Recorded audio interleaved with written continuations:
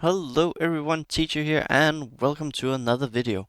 Today I'm going to be talking about a squad that is really torn among the fan base and the players community, and I'm going to give you a very honest review of this squad, the pros and cons of it, and why I think either you should build it or you shouldn't. Not going to be like others that's just going to hate on it or that's just going to say it's awesome. I'm going to give you the pros and cons, and this is also if you want to convince someone to play the game, should they pivot towards this squad?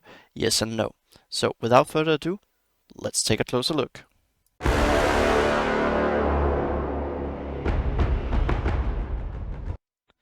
So the team that we're going to be looking at is To Rivendell. Now the reason why I'm going to be looking at this team specifically is because that it's really diverse. So many people are either saying it's good, some are saying it's bad, it's crap, don't build it. Some other content creators are really torn on this. I'm gonna give you the pros and cons because this is actually a pretty okay squad under some specific circumstances. And the first thing we're gonna start off with is Pippin. So Pippin is very good healer. He is easily accessible very early. He has heal, pretty good. And he cleanses banes from you, and his stamina you can actually reduce it to a 4-turn cooldown, which is pretty nice. Then you have might. You get regen as well. That's pretty good. Regen is very nice. And all squad members. So again, pretty okay ability. This one, if you get it all the way to 6, you actually manage to dispel 1 boon. That is really good for raids, and that is also why this team is really torn. Some people saying Road to Rivendell is good in raids, some say don't build it. And of course then we have here resistance, and on turn always cleanse 1 bane from a random squad member. That's pretty good. Like, you cleanse bane, you remove boons, you heal, you give might, you give regen as well. It is just overall pretty darn good. So, and Pippin is easily accessible by going to the guild 1.5, so you get him fairly early. And yeah, let's go for the next one. Frodo you get right out of the bat, and he's actually probably the one that people are most torn about, along with Merry. So let's have a look at his ability. Attack the target enemy. You gain assist. That's really good for raids. During stealth, gain turn meter. That's also great. We love turn meter because these guys are actually fast to begin with. So here you get assist for the Moria Bomber, and you get a Hobbit. That could be a Pippin. So you remove a boon. You inflict expose. You can get this down to a 3-turn cooldown. And if Sam is an ally, you actually do pretty good attack. So. And then here we have stealth. This attack cannot be dodged or blocked, and he actually does pretty okay single target on this. Then we have his passive. When this character gains stealth, also gain might, and yeah, you gain 20% during stealth, and you always gain might. So pretty nice, because there's so many ways that you can actually get it, or basically Strider gives it to you, but he crits fairly often, so there's some nice synergy here. Frodo, again, really needs to be built up if you want to make the full use of him. He's attacker, he's light, yeah, he's just so many things. Now let's go have a look at Merry. Merry is probably the one that people are most torn about, and he's the one that's going to be the most difficult for you to get.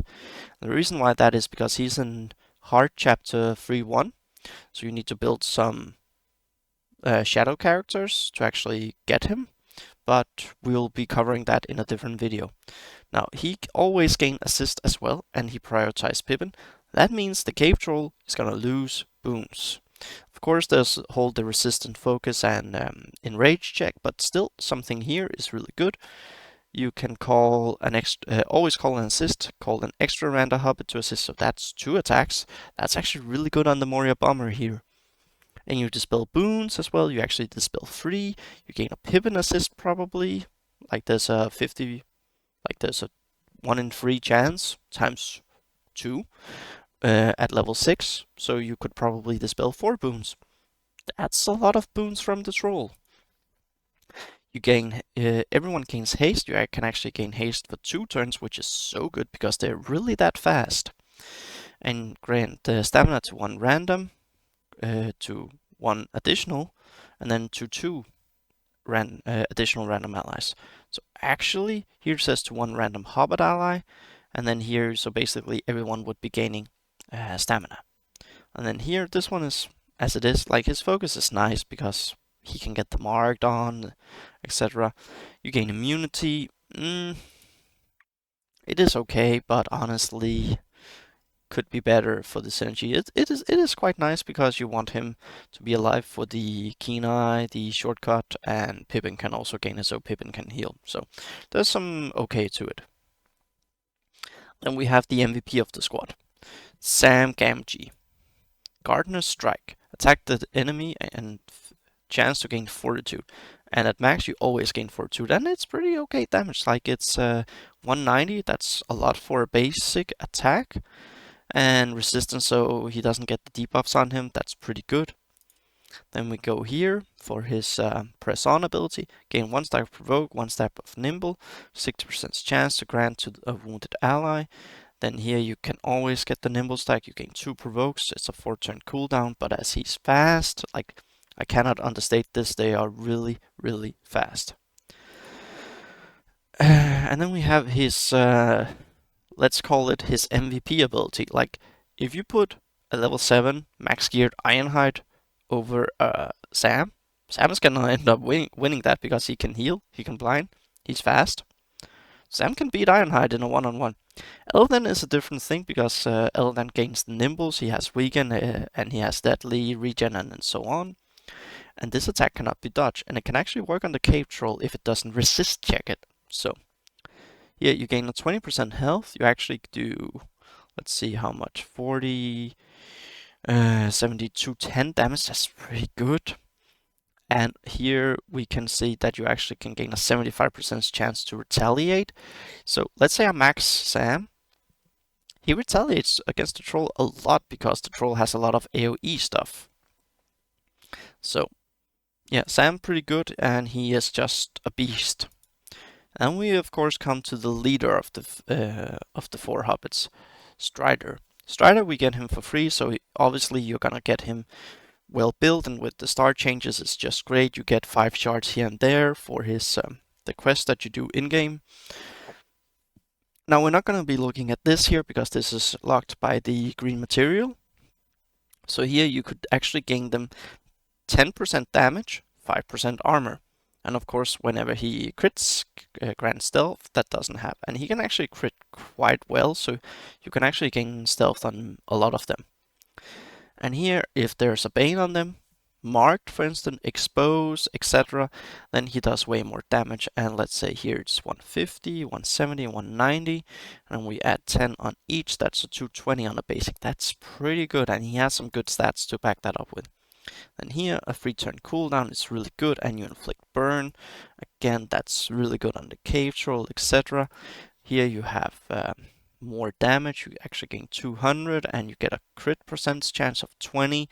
Everyone has a base of 10, so that's 30. That's pretty okay. His passive, gain 10% crit chance, gain 5 armor, and additional 5 armor for each ally with stealth. So you can actually get 45 if we combine on this ability. If everything is maxed, then he can actually have a 45% crit chance, which is pretty good. And he's also fairly tanky actually. Like, let's just see here. He's 6-star. He's 6-star. He will soon be 7. Pretty good stats. Armor, it's okay. Not the best, but it's okay for an attacker.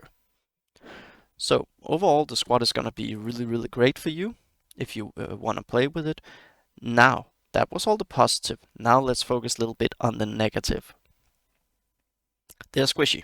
They are a little bit squishy, and they require investment. And this game is about managing your resources. So if you build them, you have to stick with them. And that's gonna give you a big, big problem. Why? Challenges. These guys do not do well in challenges. The only thing they can actually do is light. They cannot work as a squad because there's no requirement for hobbits or a road to Rivendell. Now Strider, he can go on a different ones. He is attacker, he's a human, so he actually has great value for that. So does Pippin. So does Sam, because Sam is a tank.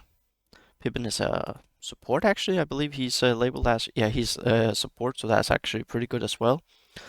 These two, not really. like they require other ones, and he as a tank is just good. So 3 of them work well, but there's human requirements. There's attack, support, etc. But the fact that they can't really go to anything specific as a team, where the Rohan can go to the one where you farm the shadow crystals, where you need humans, that's pretty good. There's also a full light.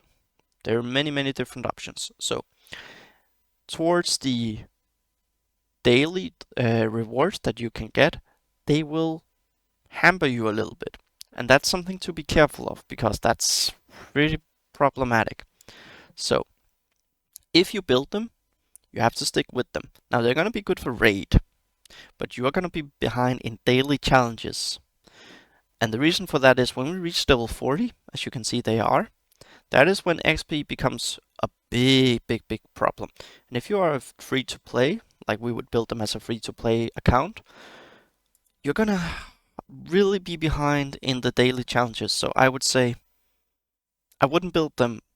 They're great for Sam and everything as a team. They're also pretty okay in a new arena team, but I wouldn't do it. If I were told free to play, I would actually go for Rohan instead, because they offer more in the challenges and they offer a little bit in rate. So overall, if I were to label these as overall a game squad, I think I would go with A plus. Now the reason why I wouldn't go with A minus is because they do well in raids and they can also perform well in arena.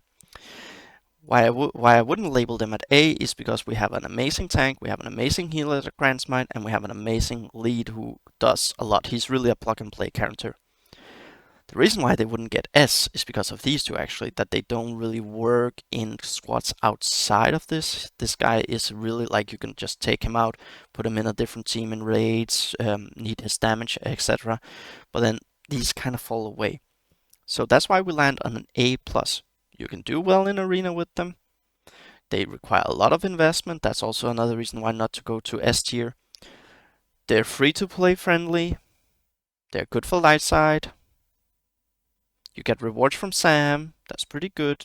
And he also opens up a pretty nice quest out on the main screen. I don't want to go out. Don't want to have the offers popping up. So I would say solid A+. As a free to play, they're great, but they're gonna struggle in challenges. So if you're fully focused on challenges, I would actually go with Rohan. Rohan free, add Strider to that. Someone else as a human maybe.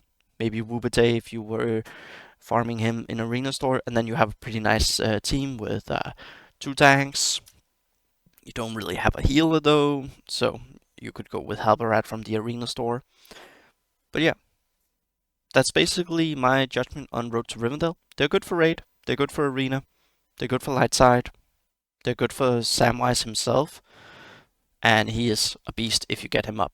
So A+, very solid, build them, but as a total free to play, I would hold up on them, unless you're really focused on just doing the raid and being behind in other things, which isn't that good. The daily challenges are really good, then you can always build them.